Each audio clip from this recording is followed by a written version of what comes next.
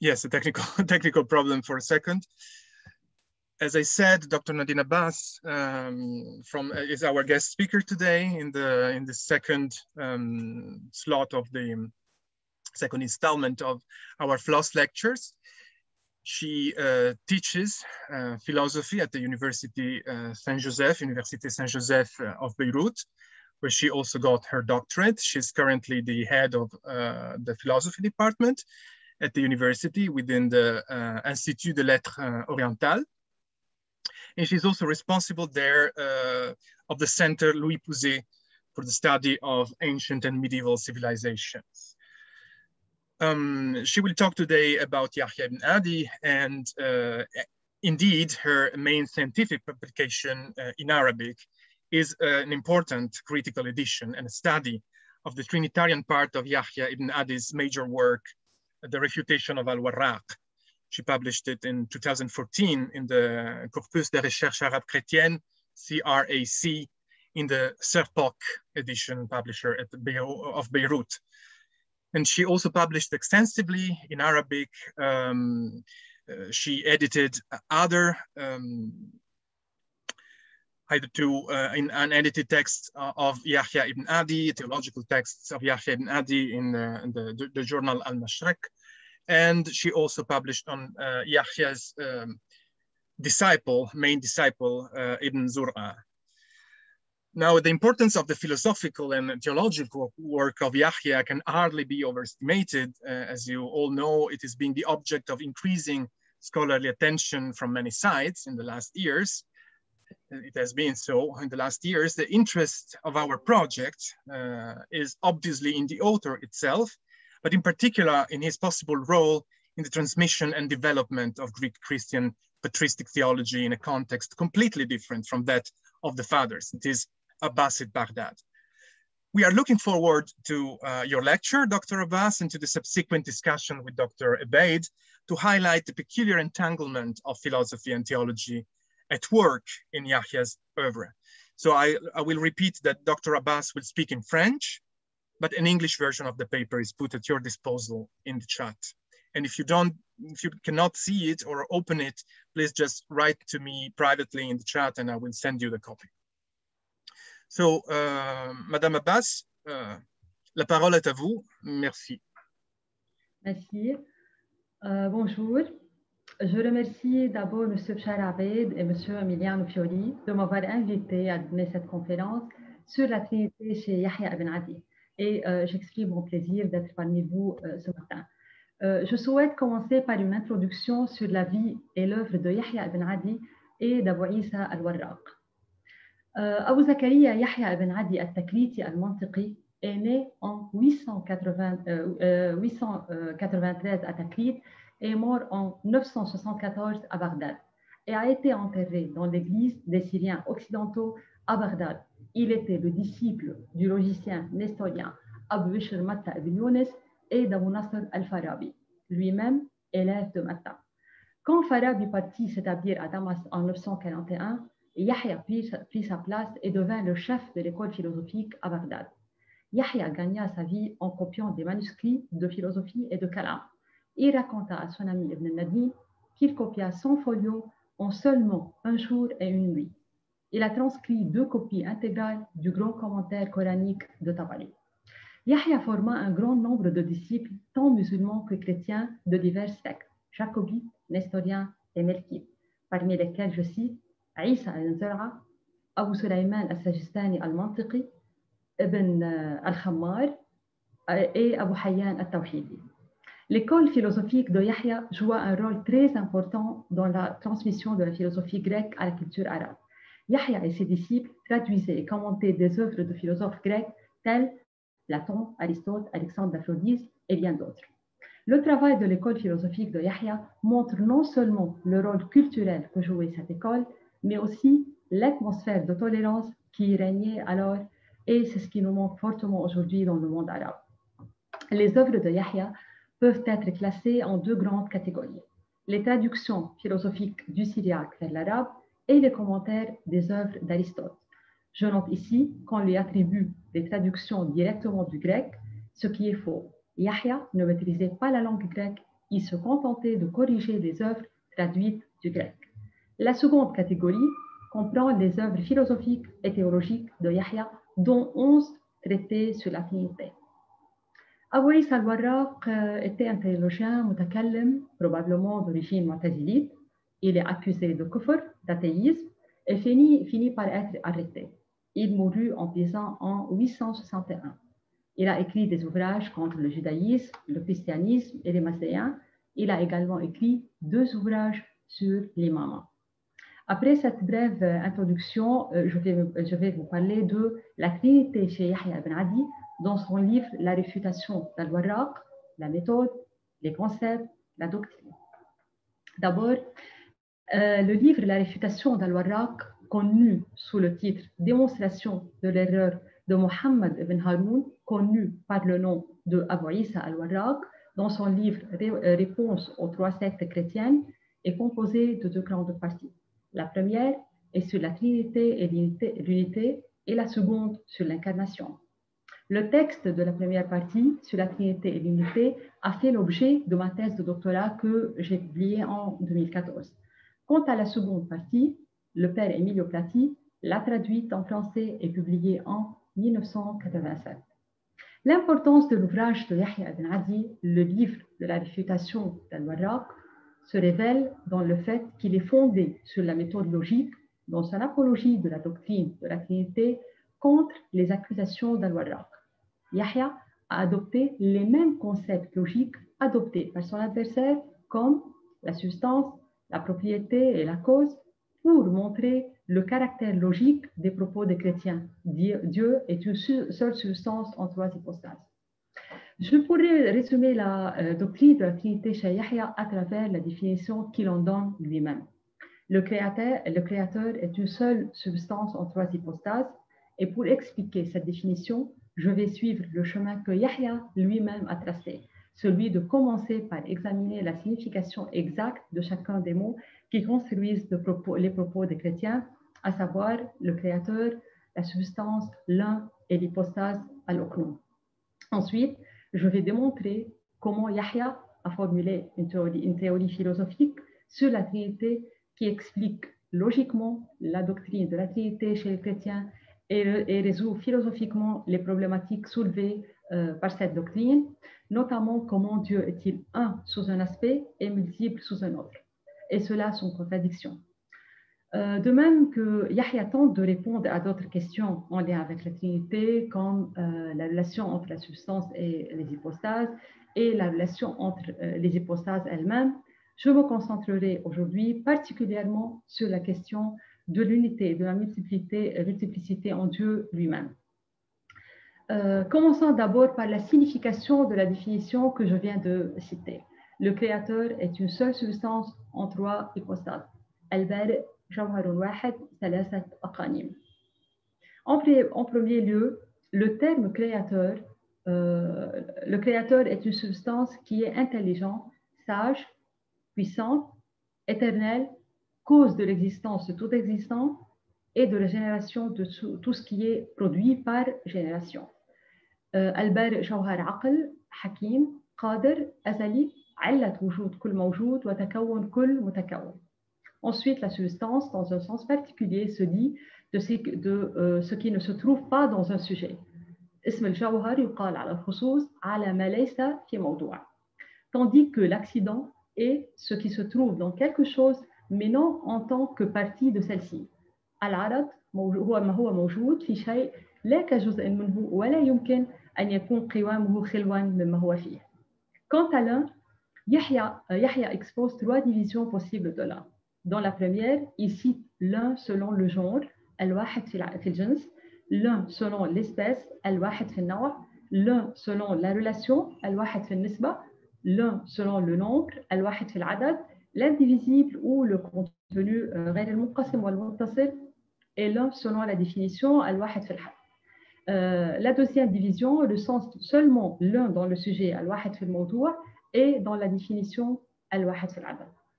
La troisième division distingue entre l'un indécomposable, ما لا ينحل إلى معان أكثر من واحد, et l'un composé de plusieurs choses distinctes et unis après qu'elles ne l'étaient pas. واحد قوام ذاته من أشياء كانت مفارقا بعضها بعضا ثم اجتمعت, et l'un composé de plusieurs choses toujours unies et que seul l'intellect parvient à distinguer. واحد قوام ذاته من أشياء لم تكن مفترقة ثم اجتمعت بل إنما يميز بين أحدها وباقيها العقل. Quant à l'hypostase al-Ukhnum, les Syriens l'appliquent à la chose individuelle, une dans le nombre, telle que Zayd et Amr. Mais les savants chrétiens l'appliquent d'une façon particulière quand ils l'attribuent au Créateur. Ils appliquent le terme hypostase à trois réalités différentes. Ils l'appliquent à la réalité qu'ils nomment Père, à celle qu'ils nomment Fils et à celle qu'ils nomment Esprit Saint.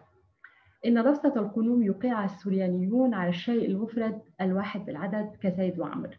أما علماء النصارى فإنهم يوقعونها على ما يوقعها عليه السريانيون ويختصون إذا وصفوا بها البارئ بأن يوقعوا لفظة القنوم على ثلاثة معان مختلفة, أحدها معنى يخصونه باسم الآب, وآخر منها يخصونه باسم الابن, وآخر منها يخصونه باسم روح القدس. Maintenant, je vais m'arrêter sur ces notions, la substance, l'un et l'hypostase. Je commence par d'abord la substance, al-jawhar.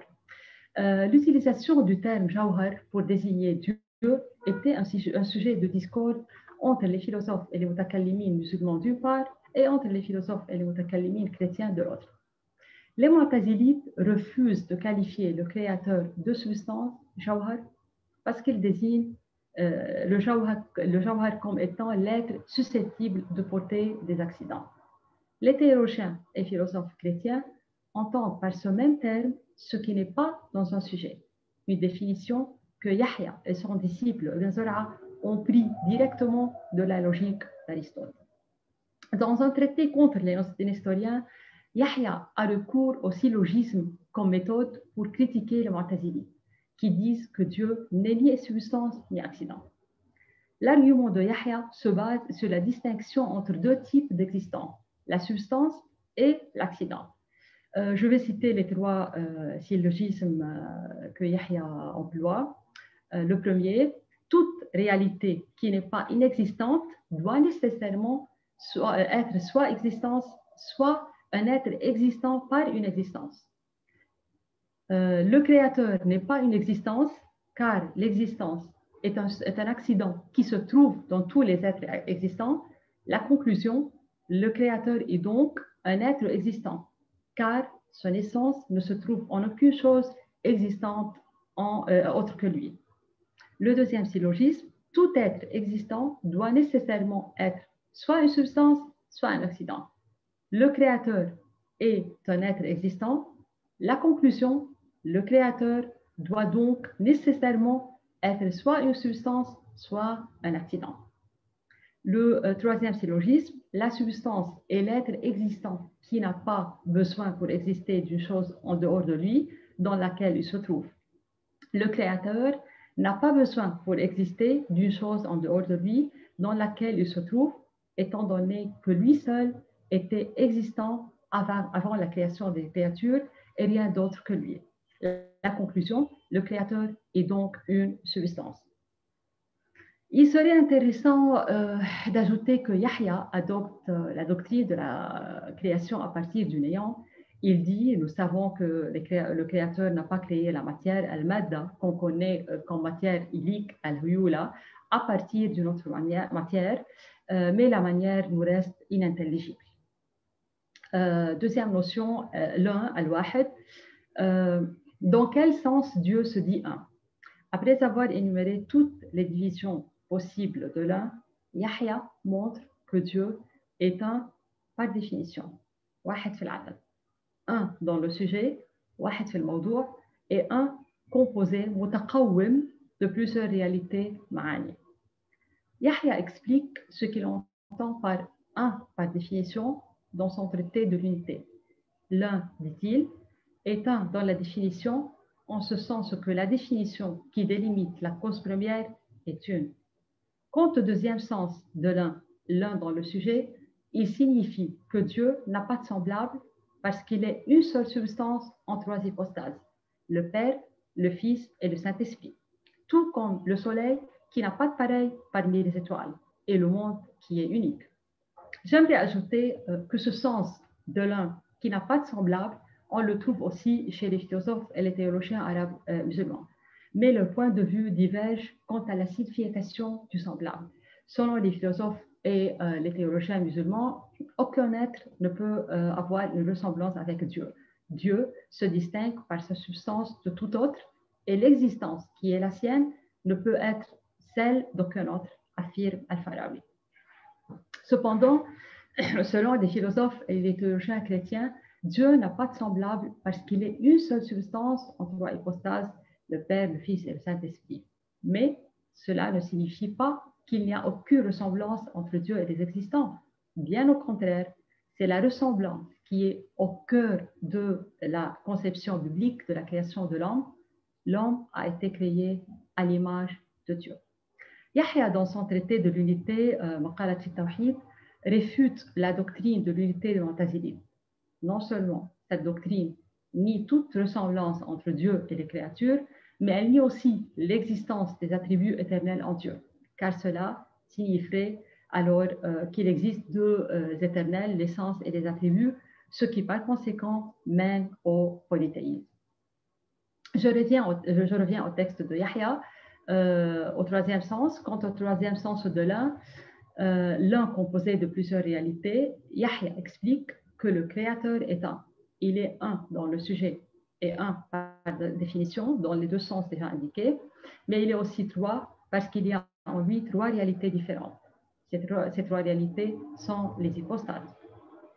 La troisième notion, l'hypostase ou le knoum, plusieurs notions ou synonymes sont employés par les théologiens arabes chrétiens pour désigner l'hypostase, telle que l'attribut, la réalité, la propriété et la personne. En effet, la divergence entre les théologiens est due au choix du terme qui convient pour s'appliquer à l'hypostase. Je m'arrête sur la notion d'attribut qu'on trouve souvent dans les textes de Yahya. Bien que Yahya emploie ce terme pour désigner l'hypostase, il existe cependant une différence quant à la signification de l'attribut entre les chrétiens arabes et les mutakallimin musulmans. Selon les musulmans, les attributs sont des considérations purement rationnelles, ma'ani aqliya. Ils n'ont pas une existence indépendante de l'essence, alors que pour les chrétiens, les trois attributs ou les hypostases ont une existence réelle. Ibn Zur'a, par exemple, déclare que l'hypostase en Dieu est l'essence divine avec un attribut.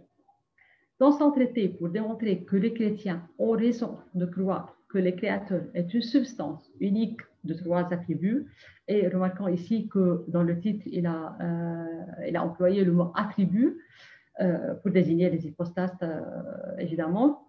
Alors, dans ce traité, Yahya explique que le Créateur est une substance unique qui n'est pas multiple sous aucun point de vue en tant qu'il est une substance. Mais il possède trois attributs, si vous voulez, dites trois propriétés. Je cite ici le texte de Yahya. Si on les adjoint à cette substance, le composé al-mujtama' qui résulte de celle-ci et de chacun des attributs est différent du composé qui résulte de chacun des deux attributs. Et cela par son attribut sifa ou sa propriété khassa. La différence provient des propriétés et non de la substance. Après avoir expliqué ces définitions, je reviens à la question qui constitue mon point de départ afin de la détailler. Comment Dieu est-il un sous un aspect et multiple sous un autre? Autrement dit, comment peut-on admettre que l'un qui est un par définition est aussi multiple par définition? La réponse à cette question se trouve dans la compréhension du concept de définition, ainsi que dans la compréhension du concept de simple, de composé, d'unité, de multiplicité et d'attribut. Pour Yahya, la définition a pour but de déterminer l'essence ou l'activité du défini. Elle répond à la question « qu'est-ce ». Cependant, cette définition doit être une seule, parce qu'une seule est l'essence du défini. Or, en réalité, cette définition de l'un est elle-même multiple, du fait des diverses parties qui constituent son tout. Mais de quelle partie s'agit-il ici? Certes, il ne s'agit pas de genre et de différences spécifiques, de même qu'il ne s'agit pas de parties accidentelles, mais de parties essentielles, c'est-à-dire celles qui décrivent un élément substantiel du défini. Et puisque chaque partie désigne un sens différent des autres parties, elles ont donc une définition différente. Dans son traité de l'unité, Yahya nomme ces parties attributs. Il démontre qu'ils sont au nombre de 3, à savoir la bonté, la sagesse et la puissance. Al-Joud, Al-Hikma ou Al-Qudra.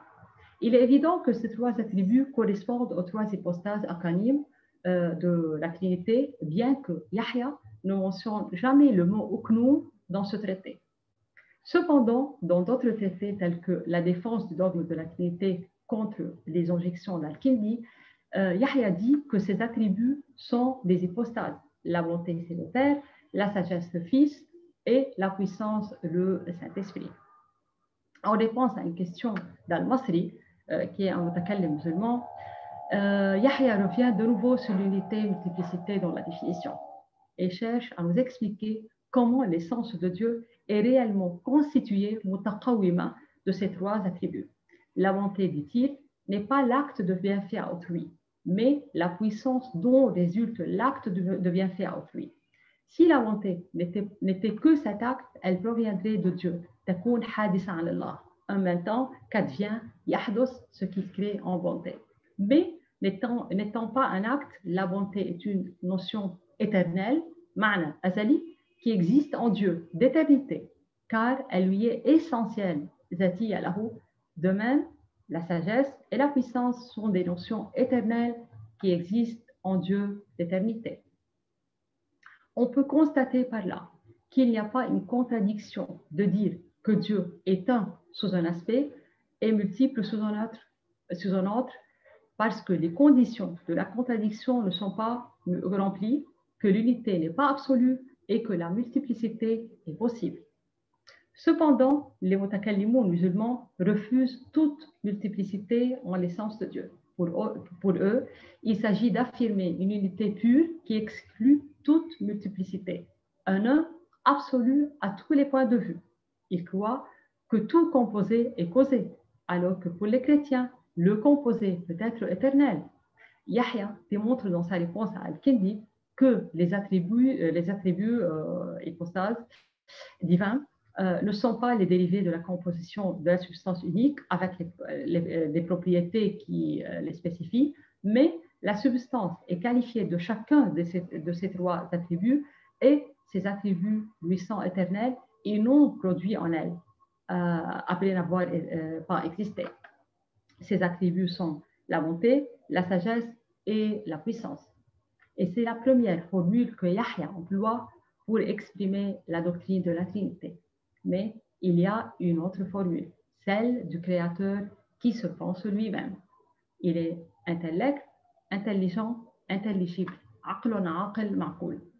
Puisque le Créateur est intellect pur, aql mujarrad, il se pense donc lui-même. Ainsi, il est intellect, intelligent, intelligible. L'intellect, c'est le Père, l'intelligent, le Fils, et l'intelligible, le Saint-Esprit. Et comme l'intellect intelligent, son essence, est la cause de son existence en tant qu'intelligent, et comme l'intelligent est donc causé par lui, puisqu'il est la raison de son existence, il en est de même de l'esprit dont on dit qu'il procède ou émane. Le Père est la cause de son existence qui en est issu, tel que l'intelligible est issu de l'intellect. Ces 3 hypostases sont éternelles et nécessaires comme l'essence divine elle-même, car il n'y eut pas un temps où le Créateur ne fut intelligent pour le devenir ensuite, comme il ne fut pas d'abord inintelligible de son essence pour le devenir ensuite. Il faudrait bien noter que Yahya fut le premier philosophe arabe chrétien qui a employé cette formule intellect, intelligent, intelligible pour prouver la Trinité, sachant qu'il trouve sa source chez Aristote et Al-Farabi et que les disciples de Yahya ont emprunté cette formule à leurs maîtres, tels Ibn Zur'a et Abdallah ibn Tayyib. L'importance de cette formule consiste dans le fait qu'elle permet de limiter le nombre des hypostases à 3 seulement, bien que les attributs soient nombreux. De même que de montrer la distinction entre les 3 hypostases, puisque chacun des 3 qualificatifs ou hypostases désigne un sens différent des 2 autres, ils ont chacun sa définition propre. Cette différence est due aux propriétés khasa'is de chacun, bien qu'ils aient la même essence ou substance. La propriété du père, intellect et la paternité, la propriété du fils et la filiation, la propriété de l'esprit et la possession. Enfin, Yahya donne une grande valeur à l'intellect humain parce qu'il est divin, la partie divine de l'homme, comme il le dit dans son traité d'éthique, Tahzib al-Akhlaq. Il est vrai que l'essence divine ne peut pas être saisie par l'essence, car elle est immatérielle, mais elle peut être reconnue par l'intellect humain. Et au moment de cette connaissance, l'intellect s'unit à Dieu. Dieu, intellect. Cependant, son maître Al-Farabi et son disciple Zur'a considèrent que l'homme ne peut pas connaître Dieu. Al-Farabi affirme dans La Cité vertueuse, nous devons donc savoir qu'en lui-même, il n'est pas difficile à percevoir puisqu'il est le plus parfait, mais qu'en raison de la faiblesse de nos intellects à nous et de leur lien avec la matière, le non-être, nous avons des difficultés à le percevoir.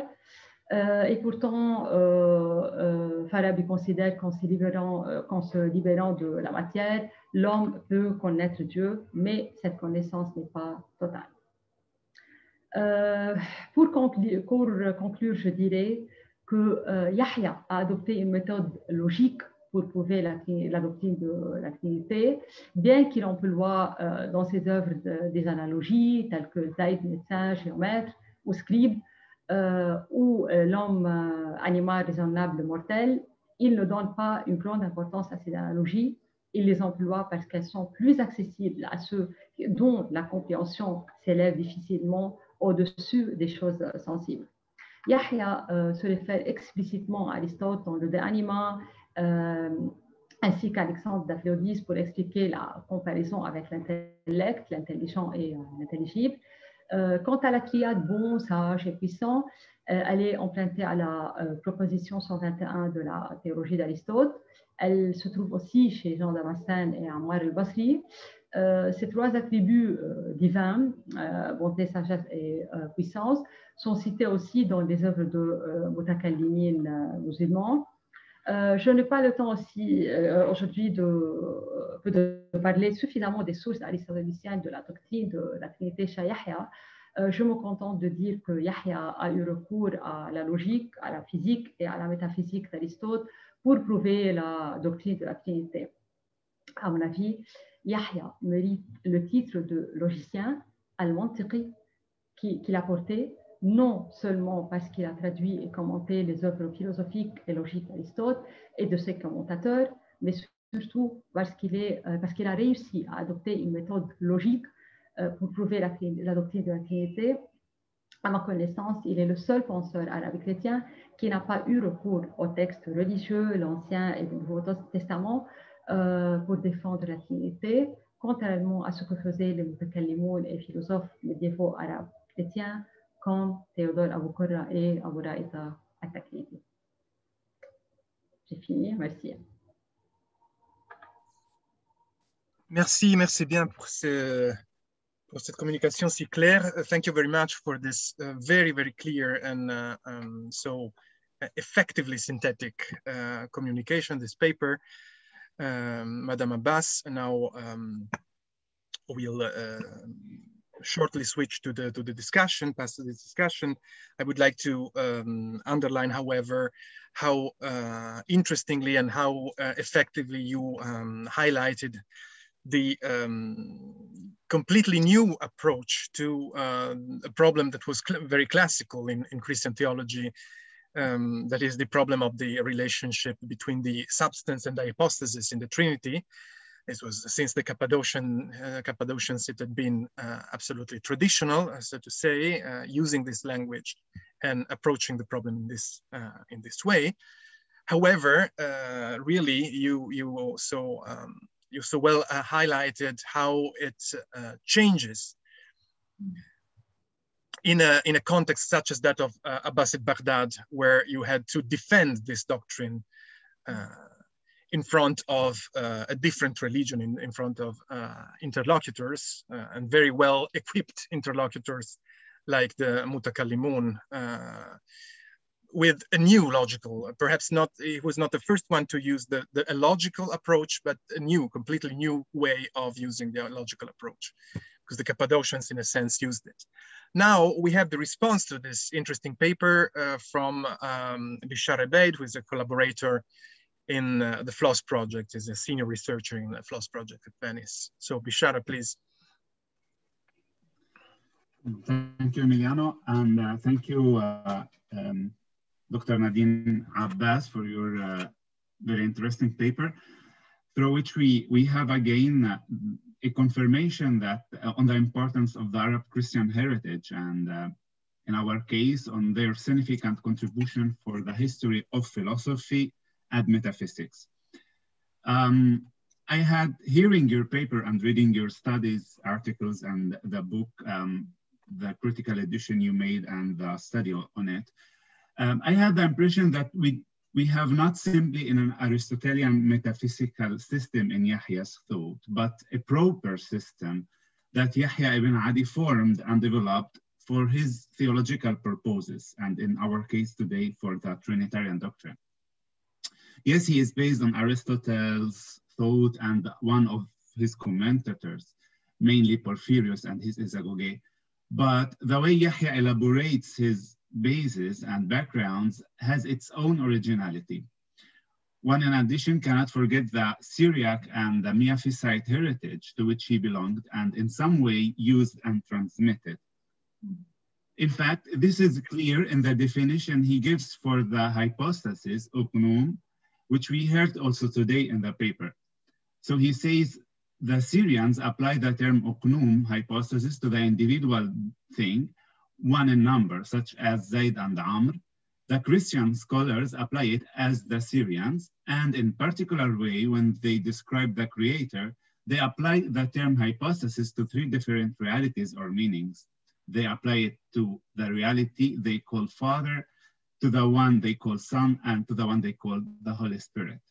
So my question here in this point, why Yahya does not really apply the meaning of the concept hypostasis that he said that he is taking from the Syrians, as it was used by the Syrians, into the Trinitarian doctrine. So we know that he does not use, like other authors, Arab Christian authors or church fathers, the three human individuals to explain the Trinity. For example, Abu Ra'ita says Adam, Hawa, and Sheeth. And for example, the Cappadocian father says Peter, John, and Jacob. But Yahya has an original analogy or triad. He says Zayd the physician, Zayd the geometer, and Zayd the scribe. So he can explain the three. How can he?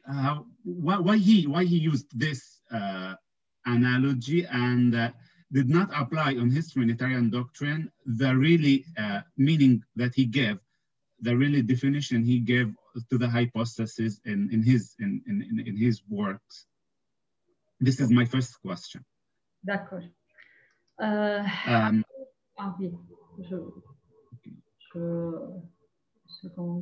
Vous pouvez répondre en français si vous voulez. Hein? Oui, ça va. Je suis en train de... Ah, ok. Bon, vous avez cité ces deux définitions de uknum. À mon avis, il n'y a pas de contradiction entre les deux expressions. Dans le premier, l'hypostase se dit de l'individu, tel que Zayd et Amr. Mais Yahya, quand il parle du créateur, il utilise l'analogie Zayd, médecin, géomètre ou ski. À mon avis, il n'y a pas de contradiction entre les deux expressions. Et pour expliquer ceci, je reviens à la définition que Yahya lui-même donne de l'hypostase et que je viens de citer. Il dit l'hypostase, Yahya dit l'hypostase, les Syriens l'appliquent à la chose individuelle, une dans le nombre tel que Zayd et Amr, mais les savants chrétiens l'appliquent d'une façon particulière quand ils l'attribuent au Créateur. D'après cette définition, il faut distinguer entre deux sens de l'hypostase. Le premier sens, l'origine du mot qui vient du syriaque, et dans ce cas, le mot s'applique à l'individu. Or, l'individu, Zayd par exemple, a plusieurs attributs réalité. Il est médecin, géomètre et scribe. Et c'est l'exemple que Yahya donne. Ainsi, Zayd est une personne une, et personne ne peut contester cela. Surtout si nous nous référons à ce que dit Aristote à propos de la substance première, l'individu le plus digne de cette notion de substance. Rapporté au plan divin, Zayd représente la substance divine qui accepte plusieurs attributs tout en restant une, commune et identique. De même que Zayd est une personne, une, qui a trois attributs aux réalités, médecin, géomètre et scribe, aussi Dieu, le Créateur, est une seule substance qui a trois réalités, le Père, le Fils et l'Esprit Saint. Donc, nous constatons que le mot hypostase, dans le premier sens, celui qui s'applique à l'individu, désigne la substance plus les trois réalités. Le second sens de l'hypostase, cité dans la définition, est celui que les chrétiens appliquent au Créateur, et dans ce cas, le mot revêt trois significations distinctes. Le Père, le Fils et le Saint-Esprit. Quand on revient aux définitions que Yahya donne du Père, du Fils et de l'Esprit, on constate que chaque hypostase est composée de la substance commune et d'une propriété qui la distingue des deux autres hypostases, la propriété du Père et la maternité, la propriété du Fils, la filiation, et la propriété de l'Esprit et la procession. Donc, nous constatons que le mot hypostase, dans le second sens, celui que les chrétiens appliquent au Créateur, désigne la substance plus les trois réalités ou propriétés. D'après ce que je viens d'expliquer, il n'y a pas de contradiction entre les deux expressions. Dans les deux sens, l'hypostase désigne la substance plus les trois réalités ou propriétés. J'ajoute une remarque concernant l'analogie de Zayd. Bien que l'analogie pour Yahya est un procédé de persuasion, non de démonstration, elle a pour objectif de convaincre les esprits faibles, incapables d'abstraction, elle traduit une réalité externe de la Trinité, celle de l'acte de Dieu. Si l'acte de Zayd, le scribe, est l'écriture, l'acte de Dieu est la création. Cependant, l'analogie de l'intellect, l'intelligent, l'intelligible, traduit une réalité interne de Dieu. Le Père intellect est la cause de l'existence du Fils et de l'Esprit Saint, bien que la substance du Père, du Fils et de l'Esprit est une. Alors, voilà ma réponse. Okay, thank you. So if we continue in the same line about substance and hypostasis and the relation between these two concepts, I noticed that Yahya rejects also the metaphysics of his tradition, that is the Jacobite metaphysics that was developed in the 6th and 7th centuries against the tritheism. So we know that he had the accusation of tritheism from the side of Muslims against Christians, and he wanted also to defend himself. And the Miaphysites had to resolve the internal problem of tritheism because of their metaphysical system. So they developed it, and we know that Abu Ra'id al-Takriti also adopted this metaphysical system. So it says that the substance as common and general is the hypostasis as sum total of the substance, the general. Therefore, he says, Abu Ra'id al-Takriti, Godhead is the three divine hypostases, and the three divine hypostases are the one Godhead. So my question here, why Yahya was forced to reject this tradition, which is his church tradition, and he goes on to give another system, or he modified this this principle, this metaphysical principle developed by his church during the 6th and 7th century. Okay.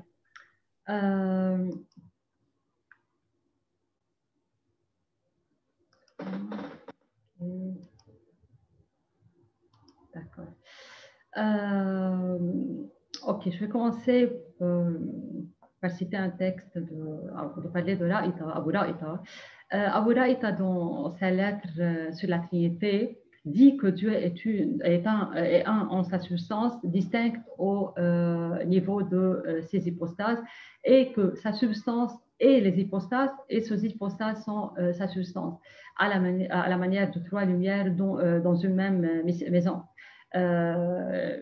متفق في الجوهر، البارئ متفق في الجوهر، مفارق في الأقانيم، وجوهره هو أقانيمه، وأقانيمه هي جوهره. La substance et les hypostases, et les hypostases sont la substance. Par contre, Yahya dit que la substance n'est pas les hypostases, et les trois hypostases ne sont pas la substance, et il a répété ça plusieurs fois dans son livre La réfutation d'Al-Warraq. Y a-t-il une contradiction entre les deux propos? Pour répondre à cette question, on doit comprendre la signification des notions de substance et d'hypostase chez Abu Ra'ita et le contexte dans lequel il les explique. Abu Ra'ita voulait préciser la relation entre la substance et les hypostases et démontrer qu'il y a une distinction entre la substance de Dieu et ses attributs, contrairement aux Mu'tazilites qui confondent Dieu et attributs. La science de Dieu, c'est Dieu, disait Abu Zayd al-Allaf, par exemple. Abu Ra'ita distingue deux sortes d'attributs.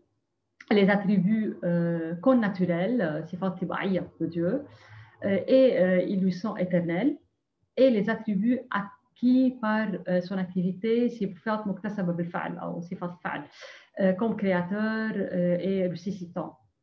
Or, les attributs vivants et savants, hay wa alim, sont des attributs éternels et non dérivés de l'activité de Dieu, parce que Dieu est depuis toujours vivant et savant. Ces deux attributs sont les hypostases. Nous avons donc la formule créateur, vivant et savant pour exprimer la Trinité. Revenons à l'affirmation d'Abu Ra'ita, la substance et les hypostases sont la substance. Comment peut-on la comprendre d'après la distinction que je viens de citer entre les deux sortes d'attributs? Abu Ra'ita affirme qu'il y a union et séparation entre la substance et les attributs éternels des hypostases. Il dit la différence entre une seule hypostase et la substance est celle qui existe entre une chose commune et ses propriétés.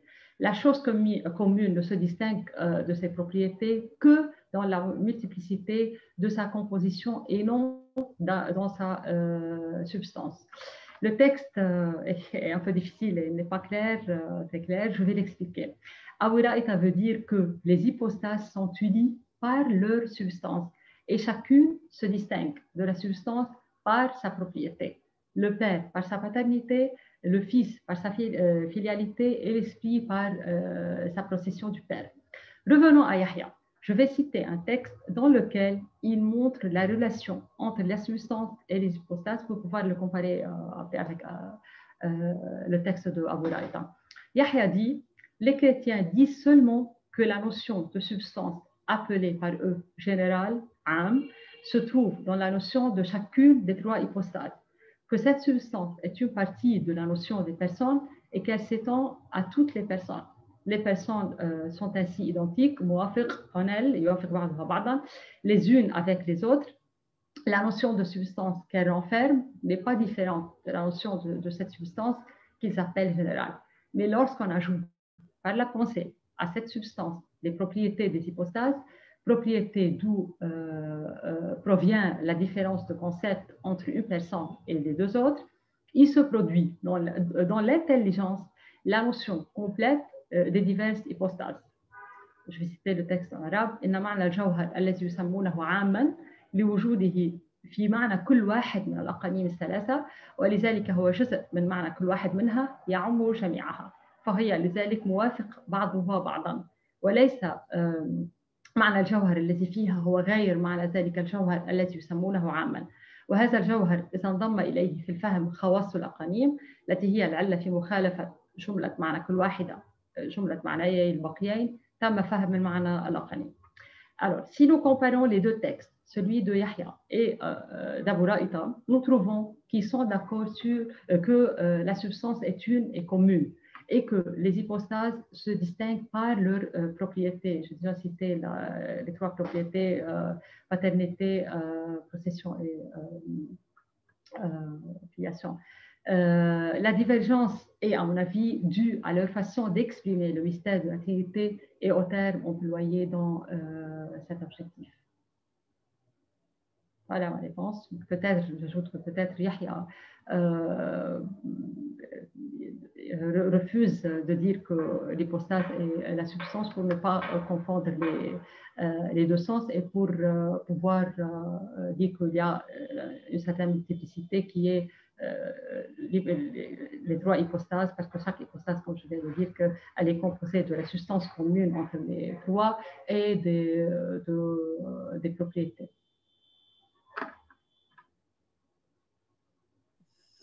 Okay, thank you. I will finish with the last question from my part. Is regarding the Trinitarian analogies, or exactly the Trinitarian triades.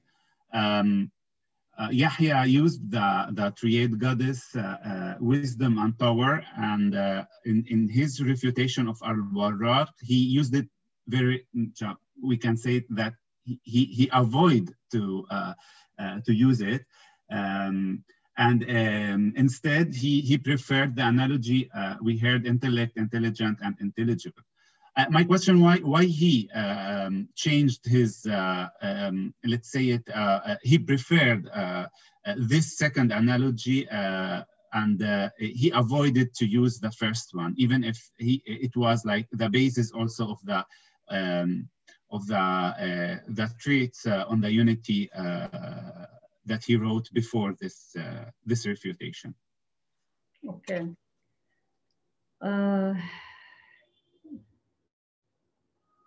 Okay.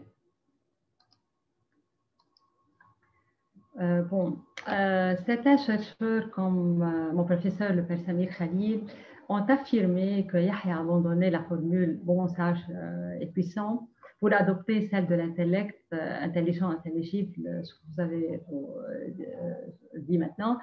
Le père Samir dit dans l'introduction du traité de l'unité de Yahya Maqalat al-Tawhid, probablement a-t-il découvert entre-temps que la première triade n'était pas aristotélicienne, bien que l'ouvrage de Proclus ait été attribué à Aristote. La première triade, c'est celle de bon, sage et puissant. D'abord, Yahya n'a jamais attribué le fameux livre, la théologie d'Aristote. À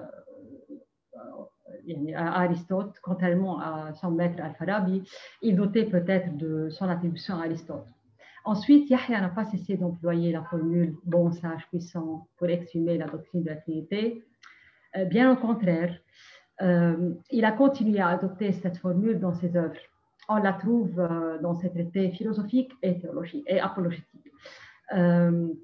Par exemple, dans son traité des existants, Maqalat al-Mawjudat, Yahya définit le créateur Al-Bari ainsi, une substance bonne, sage, puissante et éternelle, etc.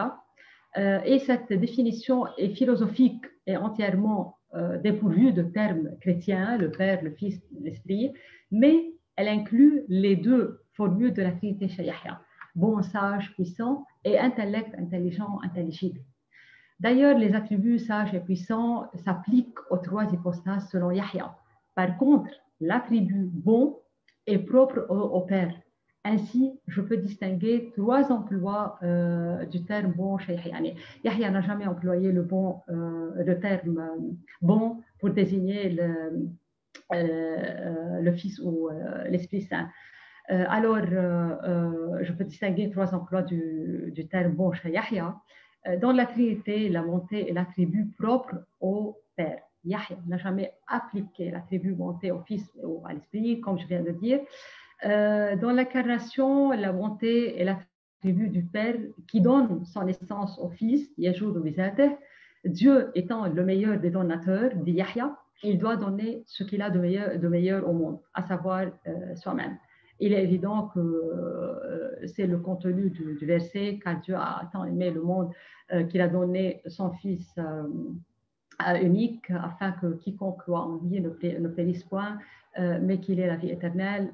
Jean 3,7. Dans la création, la bonté est l'acte du bienfait à autrui, commun aux trois hypostases, à partir duquel la création du monde a lieu. Donc, la bonté a une grande valeur chez Yahya. Il a continué à adopter la formule bon, sage et puissant dans ses œuvres. Oui.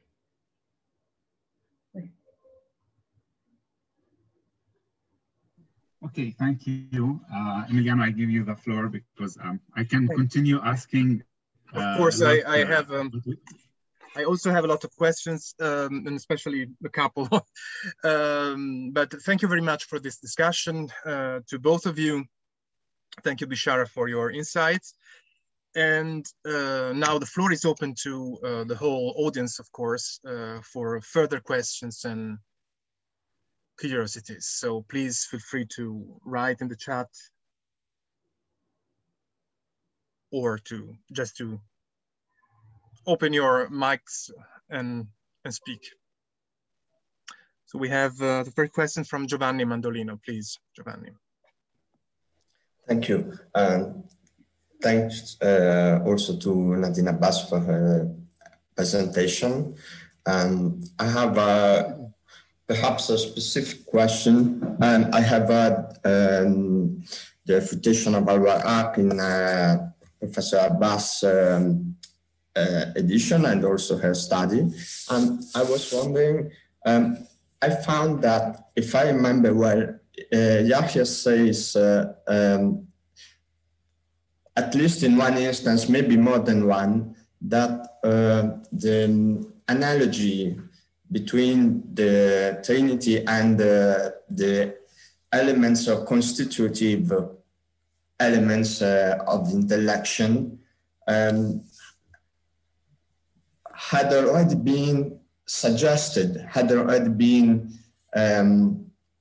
expounded by previous Christian writers, previous Christian theologians. He speaks of Hukama min al-Nasa or something like that, some wise Christian man, but he says no names at all, so we have to guess.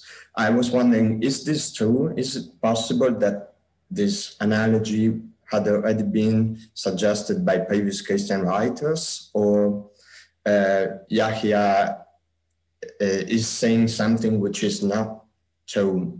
Because usually scholars think that this analogy is new. It is Yahya's own new analogy. Of course, we know that there are philosophical sources. You mentioned Aristotle, Porphyry was mentioned, and so on, but are there Christian theologians before Yahya who employed this analogy?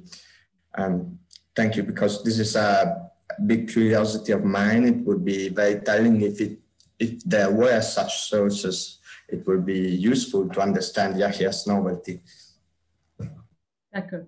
Merci pour la question. Je vais répondre en utilisant les termes de Yahya. Yahya, lui dans un traité contre les Nestoriens, la grande polémique contre les Nestoriens, lui, il nous dit que les pères de l'Église ont désigné Dieu qui est intellect. Alors que j'ai un peu fait une petite recherche pour savoir de quoi il s'agit, où on peut surtout trouver ça. Je crois qu'il a lu ça chez certains pères de l'Église, mais d'après mes recherches sur Yahya, moi je trouve que lui, il a pris cette analogie directement d'Aristote et d'Alexandre d'Aphrodise, parce que lui, il a commenté et traduit les textes de la logique et de la métaphysique d'Aristote et il connaît très bien les textes d'Aristote. Et n'oublions pas que son maître Farabi a utilisé ça, a publié cette analogie intellect, intelligent, intelligible dans ses œuvres, surtout la Cité vertueuse. Alors, cette analogie se trouve chez le père de l'Église, mais Yahya l'a pris directement d'Aristote et de Farabi, son maître. Thank you. Yeah. Any other question?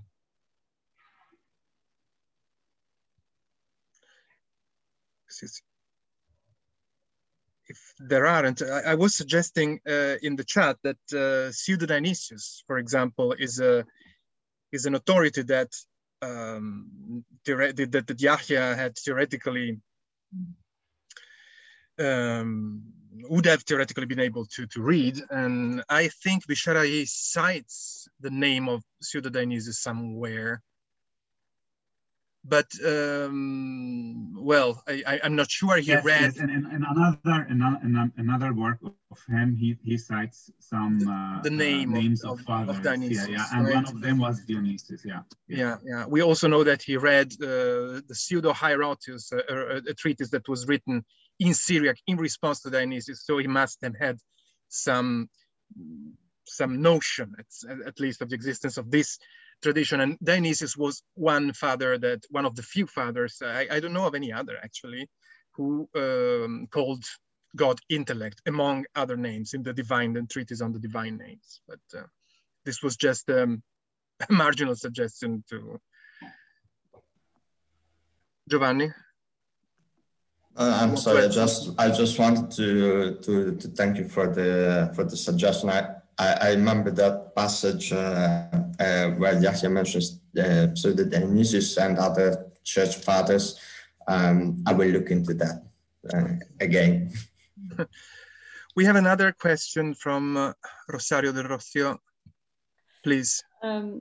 Just a comment. I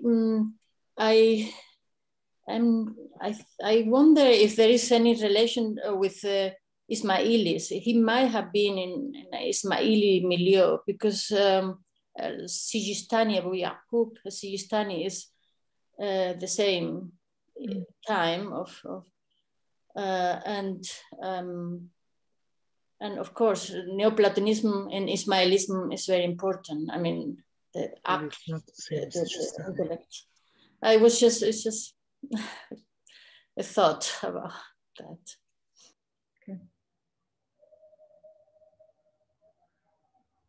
Sorry, I think, however, it's not the same Sijistani. So Abu Yaqub Sijistani was the Ismaili writer. Yeah. But the Sijistani of Yahya of Baghdad was had another name. I'm referring to Yaqub. Well, Sulaiman, exactly. Yes, Abu Sulaiman. Sulaiman al-Mantiqi, oui. Yeah, so it was yeah, and so it's probably there is no connection in this sense, but. So we have a question from Isabella Jurash. Merci. Juste une question en français pour que ça soit plus simple. Vous parlez des propriétés, des qualités, des attributs, etc. À quel terme aristotélicien grec pensez-vous que votre auteur se réfère? C'est topoion ou tosymbebekon? Parce que ça fait une grande différence en fait dans cette interprétation. C'est topoion comme qualité. Et alors à ce moment-là, effectivement, ça a plus du sens. Ou c'est tout simplement tosymbebekon, qui est juste un accident. Alors là, je comprends que les mutakalimoun sautent au plafond. Oui.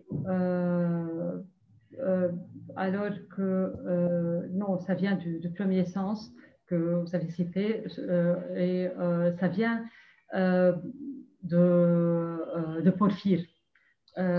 Oui, de Porphyre, quand dans les algorithmes, quand il parle de al-khassa, propriété, il distingue deux genres de propriétés et Yahya a pris directement ce sens de Porphyre pour désigner les hypostases, mais ce n'est pas un accident. Alors, c'est le premier sens. D'accord, merci. Oui, j'ajoute que Yahya et les Arabes chrétiens ont employé ces synonymes disons, attributs ou qualificatifs ou propriétés pour désigner les hypostases, parce que c'était les sifat, les attributs de Dieu des musulmans. C'était les sifat appliqués par les mutakalimoun et les philosophes arabes. C'est pour le dire que vous savez, vous désignez Dieu qu'il a des attributs, nous disons la même chose. Alors pour pouvoir prouver que on peut parler que Dieu il est multiple, il n'est pas un absolu. Et chez vous, vous dites qu'il a des attributs, nous aussi nous disons qu'il a des attributs, on les appelle hypostases. Avec grande différence entre les hypostases et attributs. J'ai déjà dit que selon les musulmans, ce sont des réalités qui n'ont pas une existence réelle comme les hypostases. Si Yahya a connu Proclus, vous avez chez Proclus, dans le commentaire sur le Timée, une question extrêmement intéressante du débat sur qu'est-ce que c'est la qualité essentielle. C'est Proclus qui développe cette idée, et ça serait peut-être intéressant de voir si Yahya réfléchit autour de ça, parce que effectivement, quel type de qualité définit la substance? C'était un peu ça le problème de Proclus à cet endroit-là. Donc voilà, c'est peut-être dans ce sens-là que Yahya réfléchit autour des qualités, des propriétés de la substance divine.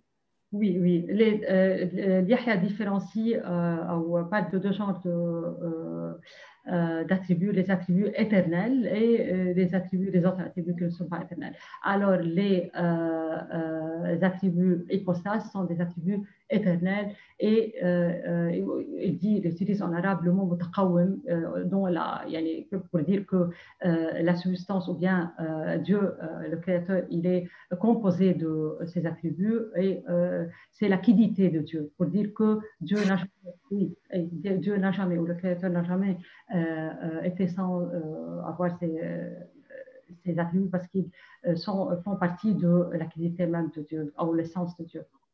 Super, merci beaucoup. Maintenant, c'est beaucoup plus clair pour moi. Super. D'accord.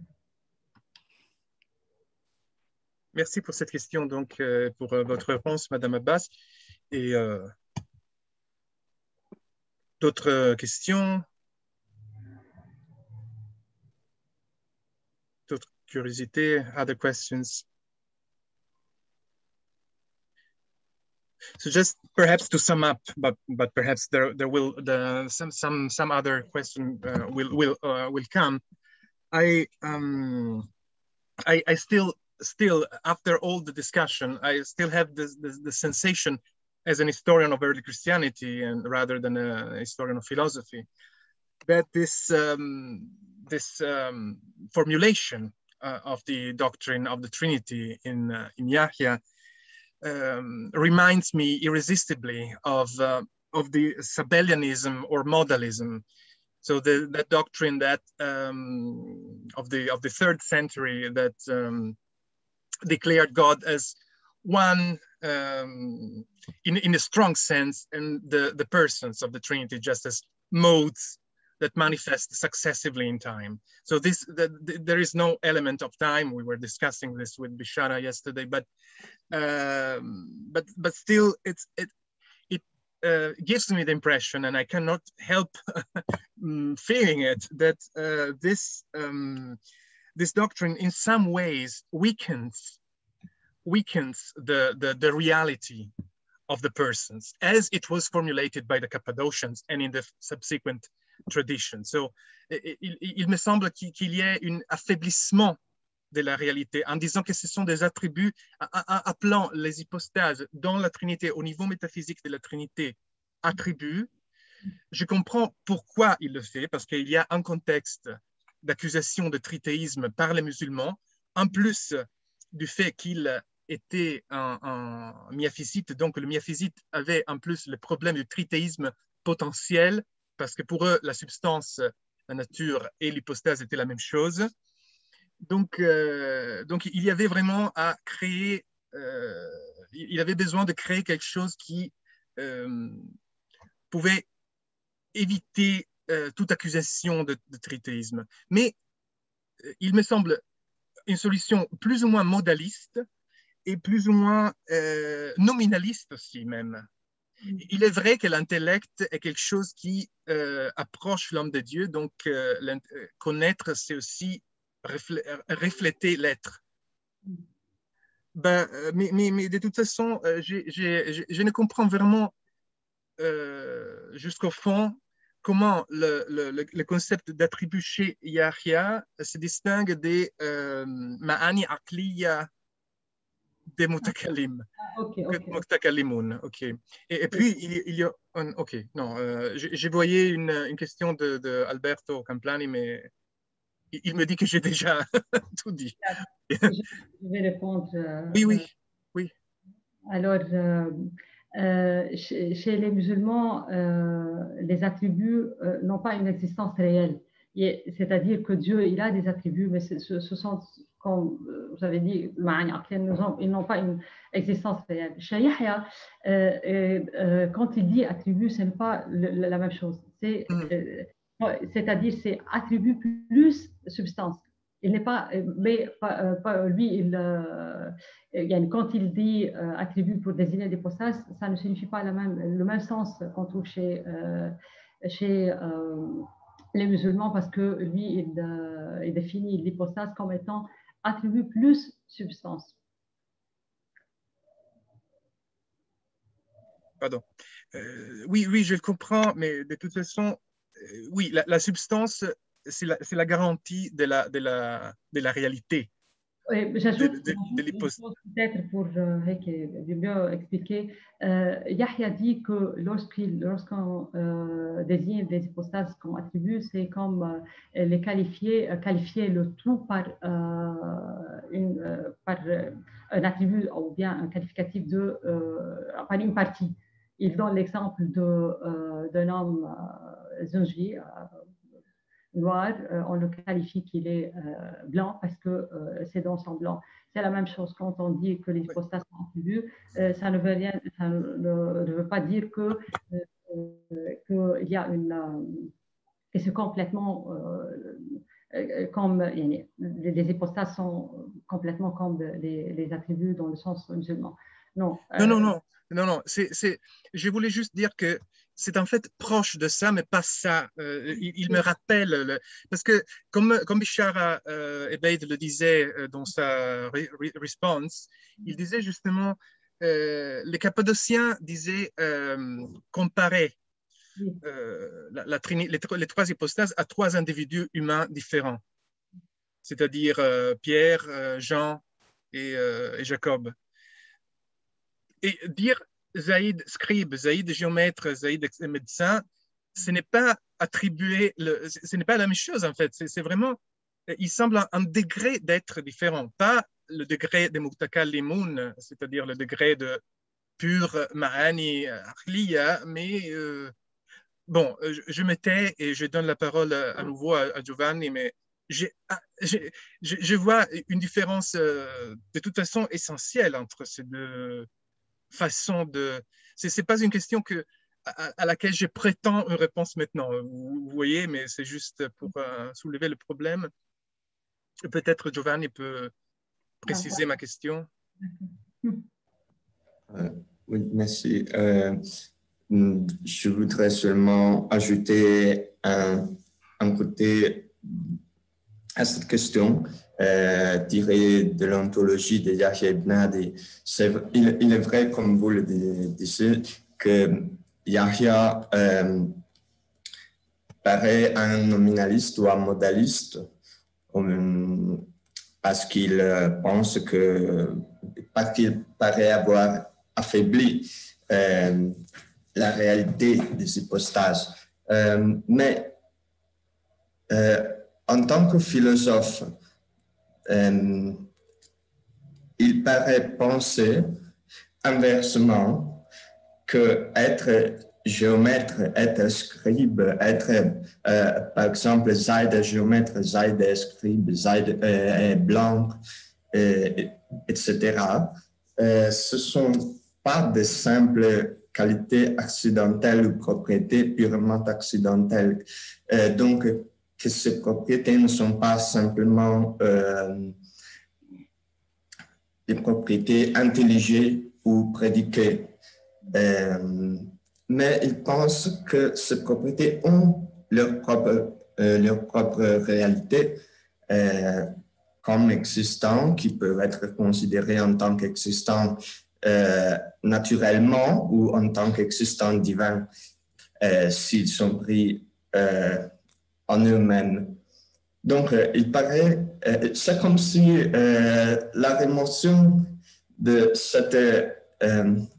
réalisme ontologique des hypostases trinitaires a inversement produit leur réapparition, leur resurfacement dans son ontologie.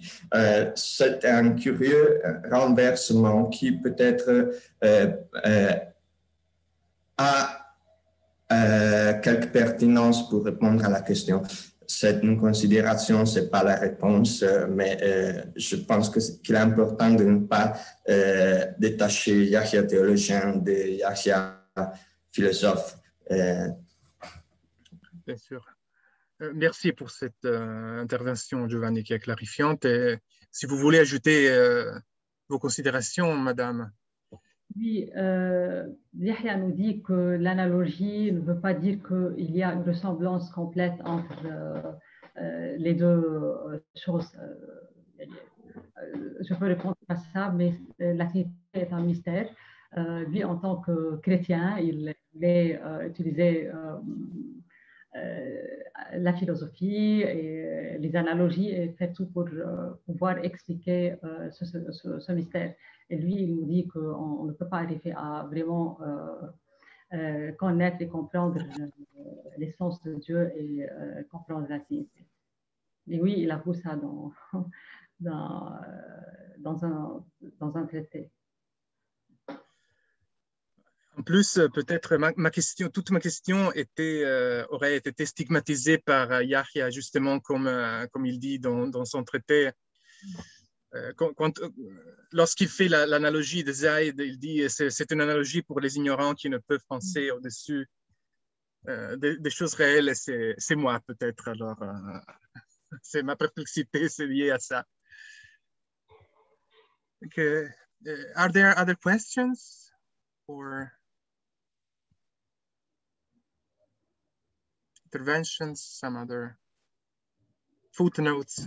Je suis en retard, excusez-moi, mais c'est seulement votre discussion me rappelle beaucoup la controverse entre Damien et Paul de Callinicum. Yeah.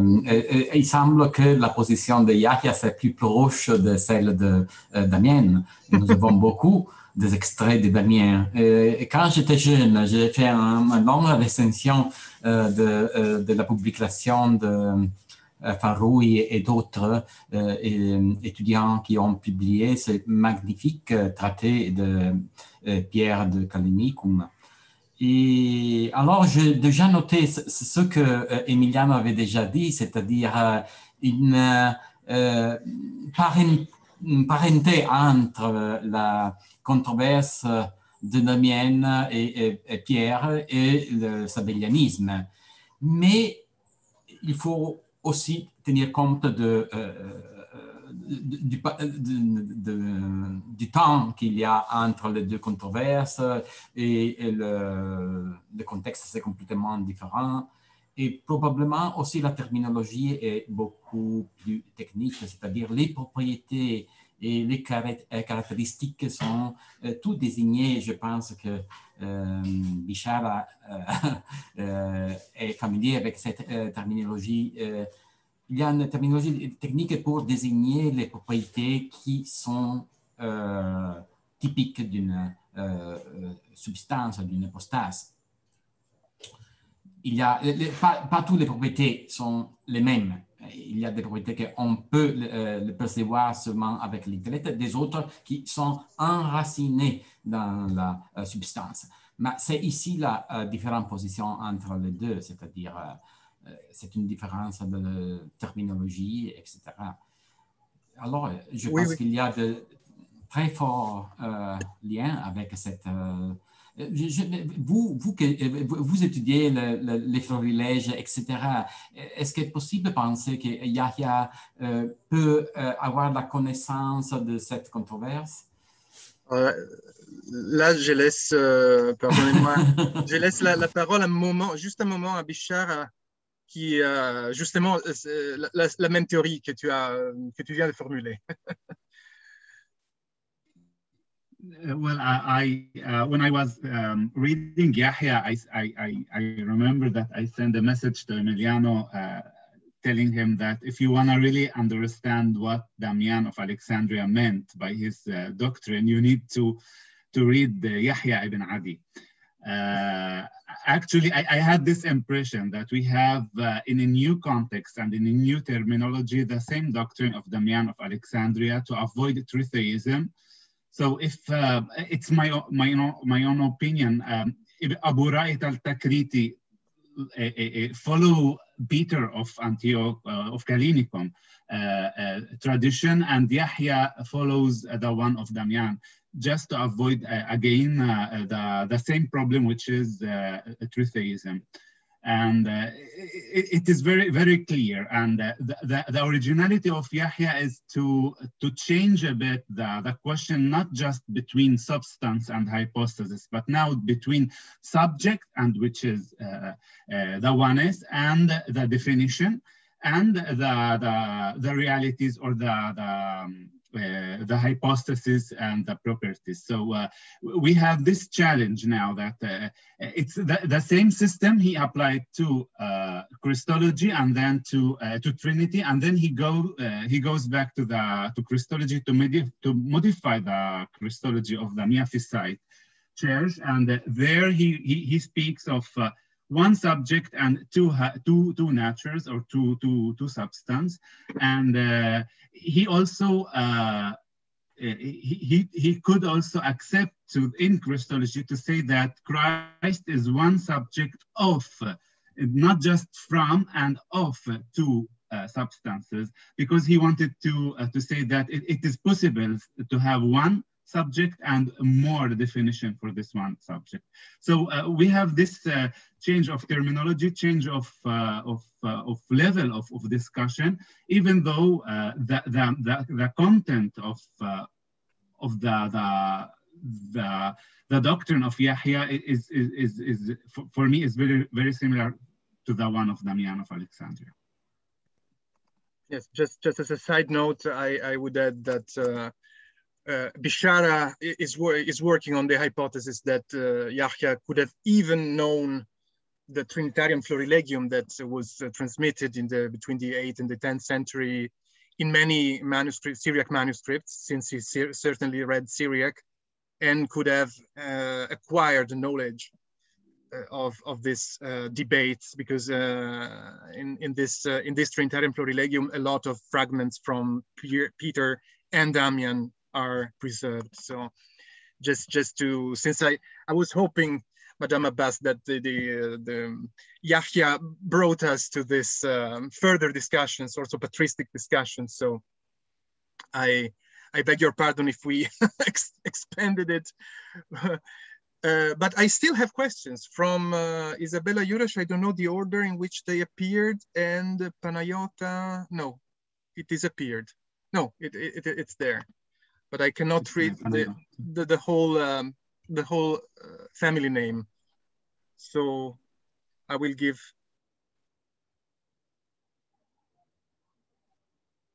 Micro Pandremenu, please.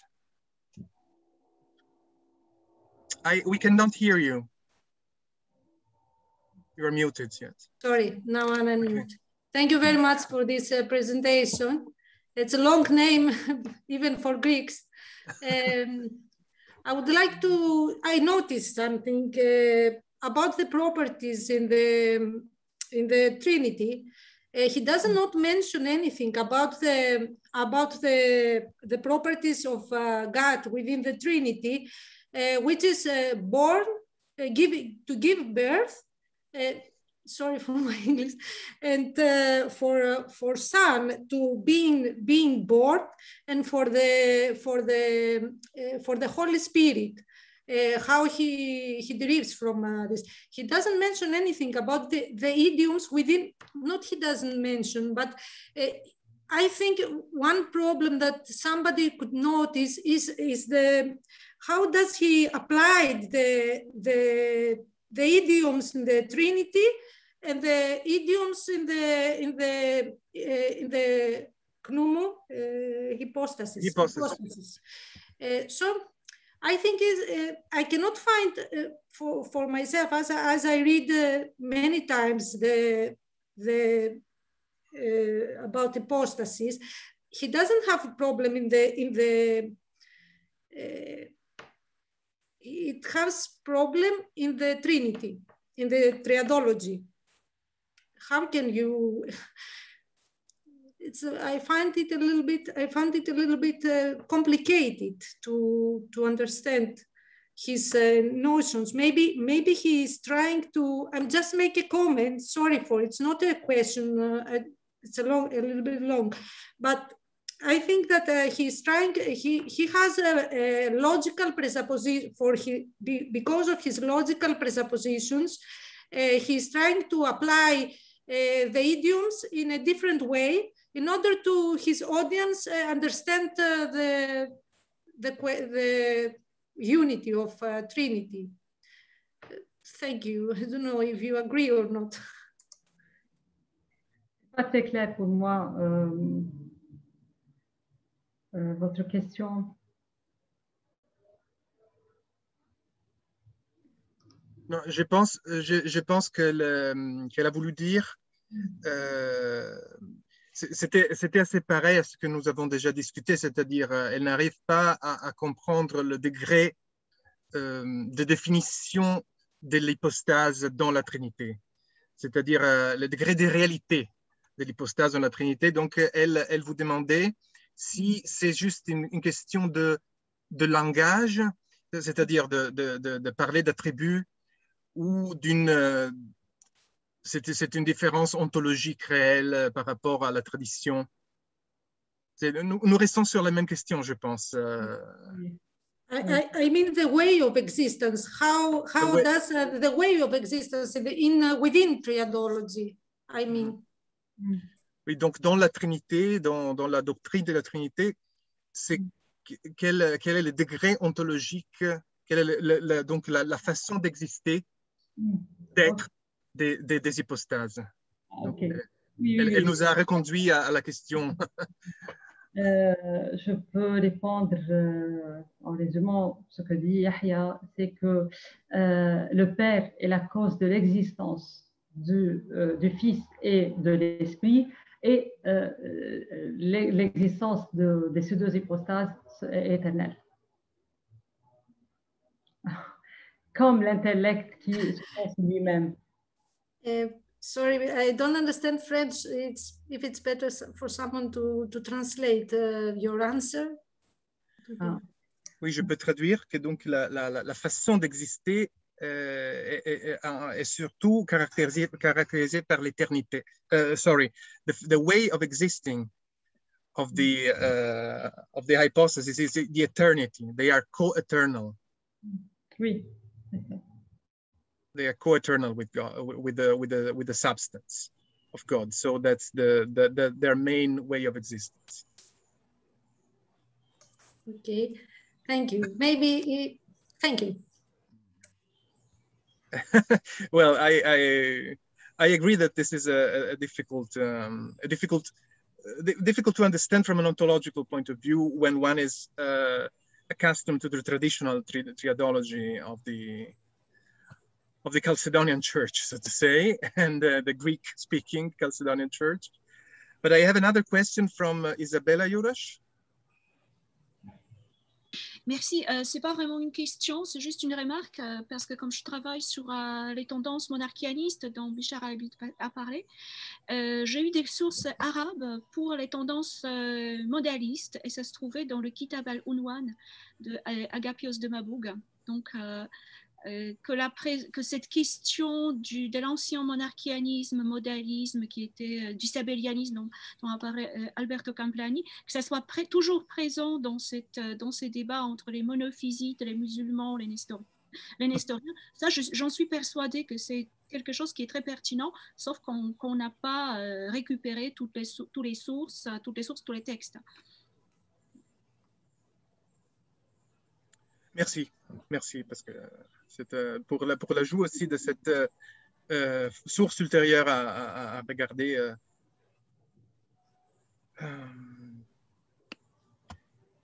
Are there any other questions? It became quite a discussion, I think.